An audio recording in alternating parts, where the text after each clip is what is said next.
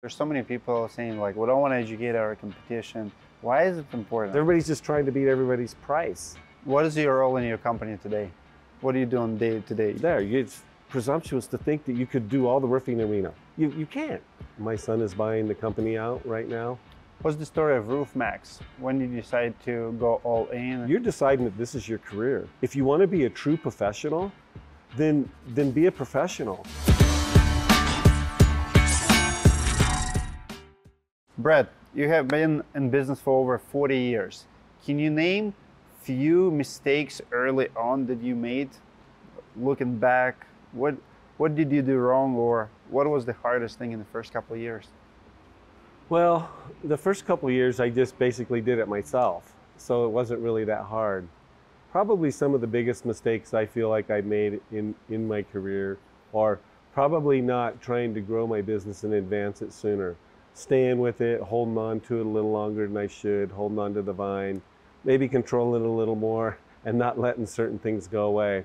Certainly learned some really tough lessons in the late 80s. I had some contractors go bankrupt on me, and I didn't do pre-liens and stuff properly, so I kind of took a little bit of a bath back then. So it was really rough for my business. So I learned a lot about doing contracts, making sure contracts are right, you know, getting involved with how you do your pre-liens and stuff like that.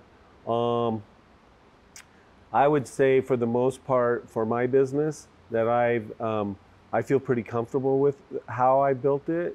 I wish probably the only other regret that I could say is we started implementing a process in our company about 5 years ago called EOS. Mm-hmm. And when I look back, I really should have done this about 20 years ago, because where it's taken us and how we've moved forward and how it's helped us structure that business has been incredible. I mean, it has just been one of the best things that we could have done. It's allowed us to put people in seats and help everybody in our company be more organized, have better processes in place, and such. Yesterday you mentioned that early on you feel like few homeowners were taking advantage of you or were asking for things that you don't think they should be asking. And I think it's what every young entrepreneur goes through. You know, we don't know what we don't know. People feel it. They feel when there's a lack of knowledge and when they take advantage of you. Oh, yeah. In your case, it was ice dams and you were coming back to fix it even though it wasn't your fault. Few words about that. Yeah. So what happened in the early days, because we have the big ice dams and we get ice dams pulling shingles out and it destroys roofs and it causes a leak. So starting out, I didn't know a lot about what they were, so I learned along the way. So when I would have a failure and it wasn't due to a workmanship, it was due to an actual damage caused by the ice, I would be kind of coerced into, you need to fix it, you put the roof on. I'm like, but that's not my damage. But then I would do it, and it took me a while to figure out how to push back and say, you know, actually, that's not my problem. That's an ice dam that's damaged the roof. You can see I did the work properly. And so it took me a while to overcome some of those situations. But that was probably a big one right there where I went back a lot helping people. In a way, I don't regret it because it helped me build my business, but I did also spend a lot of money going back. Well, yesterday we were talking and you mentioned a few things about collaboration with the local guys, other roofers, how people don't want to collaborate, don't want to know you, very secretive, but you're pretty open-minded. You go places, and what's missing in the collaboration between the roofers? Well, I think it would serve the roofing community on the whole national level, but just on my local level. If guys just got along a little better, then roofers are really arrogant.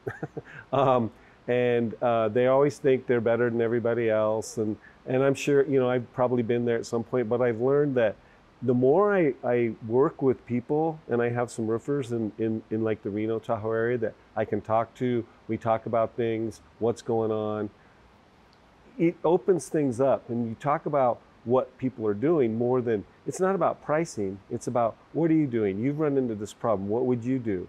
And I think if more people spent time in our industry talking about that, then I think that our industry as a whole could become a lot better. And people just need to overcome that fear or talking to others, especially when they're competitive with them. Sometimes they don't want to talk to them because they think they're super cheap, or they don't.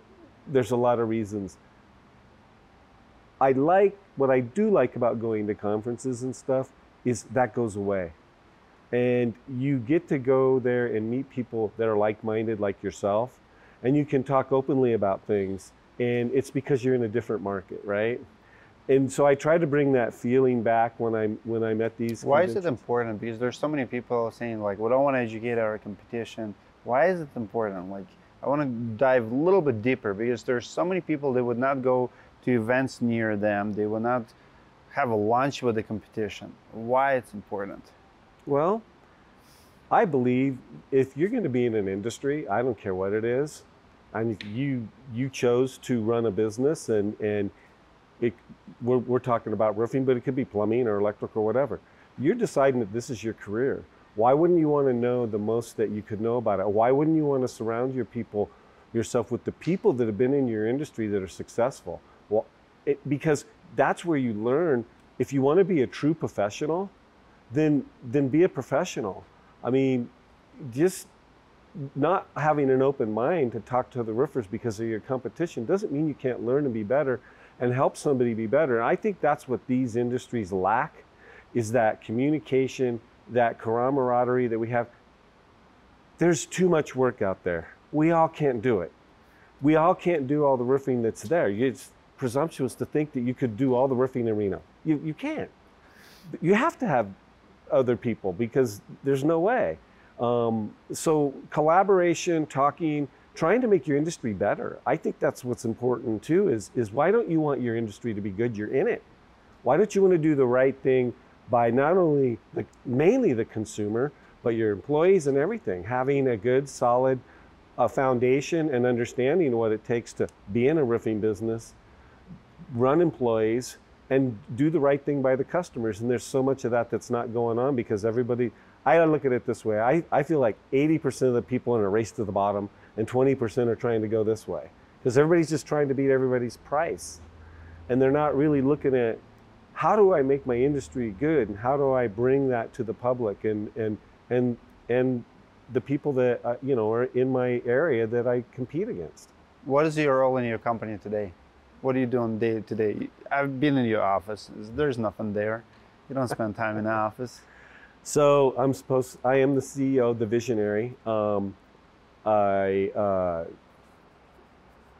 That is slowly going away because we're in a buyout. My son is buying the company out right now. And so what I'm doing is helping the sales team look at jobs, evaluate them, make sure they're making the right decision on, what are we going to do in this situation? How do we make sure the owner understands what's going on? Make sure we're getting the right pricing to it. We're also I work pretty close with my son on how we price and getting them price sheets so that they can start to solve a lot of these problems on their own.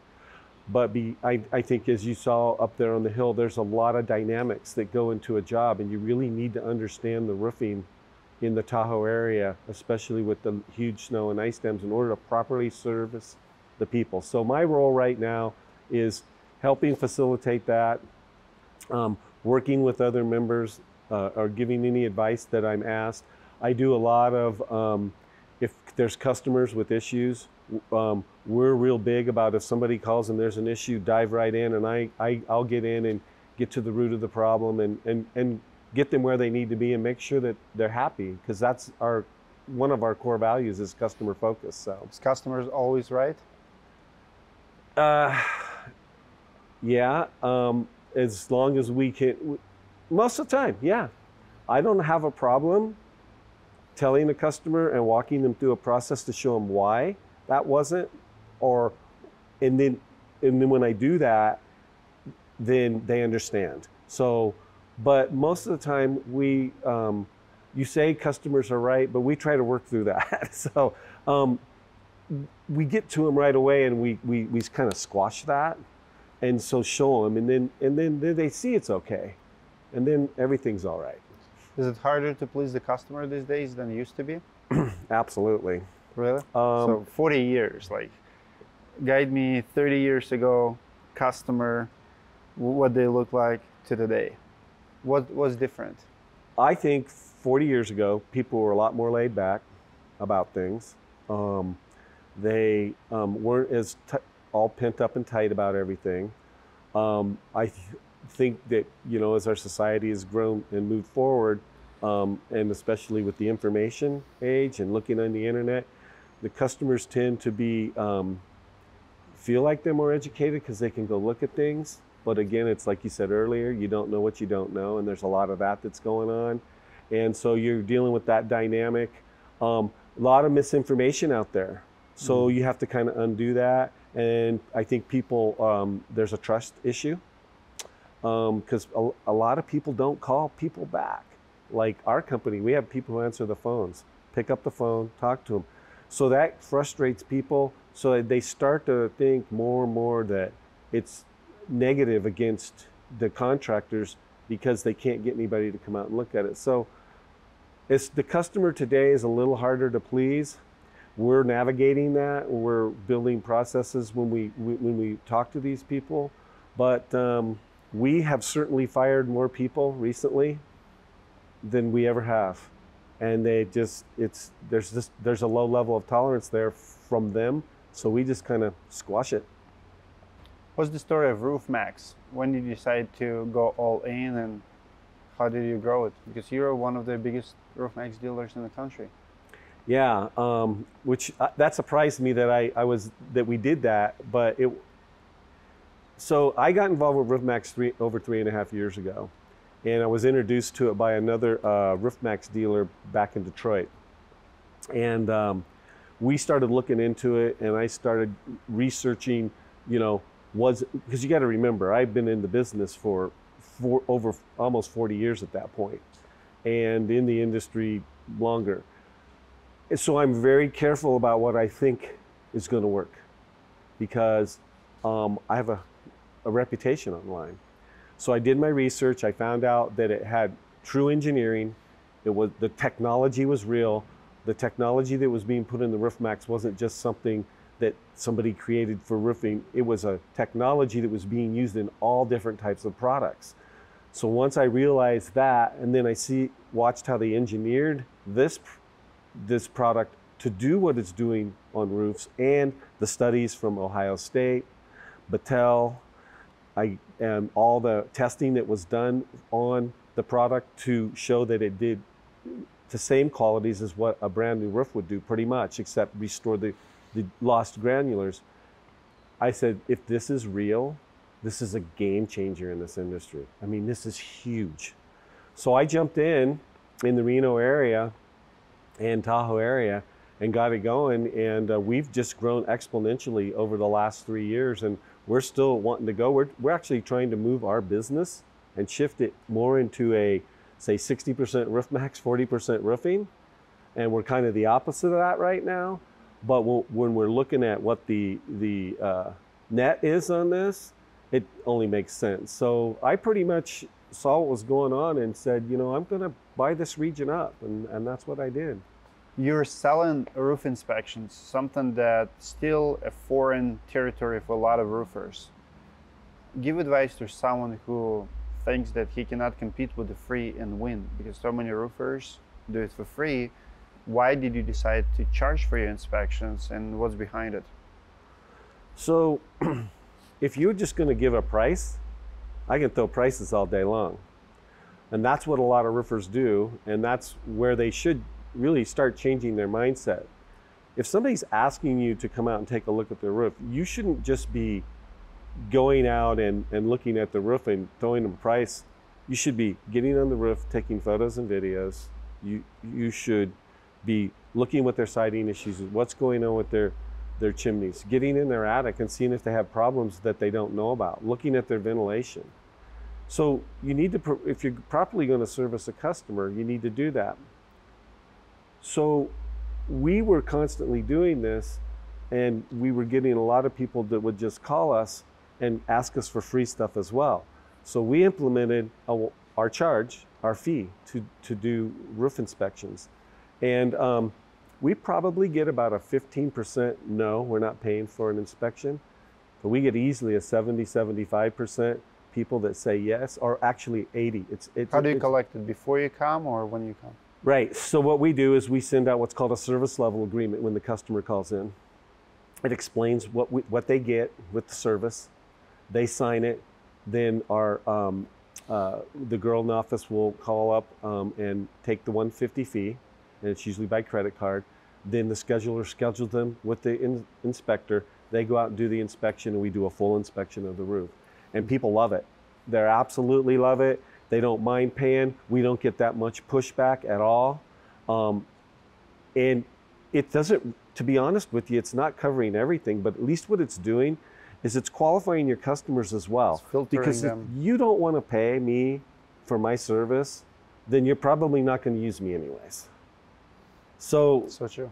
So the people who do that and get the benefit from it usually are very happy with everybody. I mean, I don't think we hardly get anybody that says, oh, that wasn't worth $150. They're all like, wow, that was great.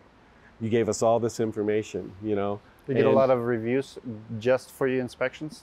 You know, we've had a few on that, but I wouldn't say that what we get reviews on are people going from the minute we called their office, the people who answered the phone, the way they handled us, the way the inspector came out, the crew was awesome, they were clean and tidy. It's probably one of the best experiences we've had. There's a lot of those reviews if you read them. And it translates because we start the customer experience in the very beginning on a good note. And we follow through with everything that we say we're going to do. And so they have that experience from start to finish. It's not like just getting a fee to go out and do the inspection and it's nothing. It's real. So we're cautious about what we give out. We still want them to sign with us, but we'll show them everything, and either in person, or we do a lot of Zoom still. And the customers really, especially our customers in Tahoe, they're not always there. They live in faraway places. So it works out really good for us. When did you decide to pass your business to your son? Well, it's been in the works for at least the last 4 or 5 years. We've been talking about, how's Dad going away? How are we going to get Dad off this vine and this vine and that vine? And to be quite honest with you, it's taken some time. And still, my son will tell you that, you know, he has to go. You go over there. You go someplace else. But it was time. It's time. I mean, I've been in this industry since 1976, and I started the business in '79. And I'm not an old man, but I just want to go and enjoy. So he's ready, and I know that he wants to take over and control himself. He wants to be his own man as well and do things his way. He's going to be here for the next 20 years doing it, not me. So it's time. I'm at that age, I believe. I can certainly consult, and I don't want to ever be out of a situation where I'm not helping people. I found that I really like helping people. So we're doing a buyout. It's a slow buyout over a 10-year process. How far are you in 10 years? How far what? In 10 years. We're 6 months. 6 months. We just started the buyout in January. So it's a 4-year buyout. I kind of retain a certain percentage of for dividends and stuff. And then he slowly, after that 4 years, it just buys down more and more. So by the time he hits 10 years, he totally controls it. He gets all of it. It keeps me in the game, and he didn't have to come up with a big chunk of change. Let's talk about the way you've been doing business. One of the coolest things I've seen here, and we already got some hate yesterday, so we published your green and red palette. So you have someone managing Always somebody. Exactly. You have someone managing warehouse. What's the method? How much money do you save? Because a lot of roofers don't understand buying in bulk, saving little to save big, time. I mean, you have your truck that fills tanks of your guys who's driving your service vehicles. You don't let them to go to gas stations. You don't let them to waste time, essentially. And even here, you're paying someone organizing your warehouse in a way that they don't spend time in the warehouse. Mm-hmm. how it all came about and how much money you think you're saving with all of that, and is it worth it, or is it micromanaging? Where's the fine line between micromanaging or actually managing? Well, you can call it micromanaging, but I call it managing your business properly and managing your money. So the thing is, when we purchased this building, the first thing I said to my son is, I go, there's no way we're going to operate a building and do what we want to do here if we don't have somebody that works in here, keeping it clean, taking care of it, know where the inventory is, and helping us do stuff like going and getting the stuff and bringing it here and having it ready for the guys. So it's evolved even more. When we realized what was going on, it was the best decision we made. In the beginning, we would let the guys go get their own gas in the mornings. And you've got 20 guys driving trucks out of here, and they got to gas up. It becomes a shopping spree, because not only are they getting gas, but they're stopping to get candy bars, sodas, this or that. Energy drinks. Oh, I forgot my lunch. Can we stop somewhere else? And it's like, no. Well, we tried to curb that by doing the gas. So we went ahead and we put the gas in place, and we gas up here, so that now they don't have to make that stop. We now actually also GPS all of our vehicles to maintain that they're going from here to the job, because the minute our guys clock in, when they get here, we pay our guys from the time they get here till the time they get back to the shop. So they're getting paid windshield time, okay? Plus some of that windshield time is overtime. So we had to be really tight on where you stop and what you do. And that was really, I don't call that micromanagement. I call that making sure that your guys know where they're supposed to be going, and they're supposed to be taking care of you and your money as well. As far as how we set up our team with, like we were talking about, pallets, it really works well. And it helps our men, because if you look at our shop up there, if you let people just rummage through that, they're not going to put things back where they belong. You're not going to know where things are. And then somebody's going to say, I put it over here, I put it over there, and nobody knows.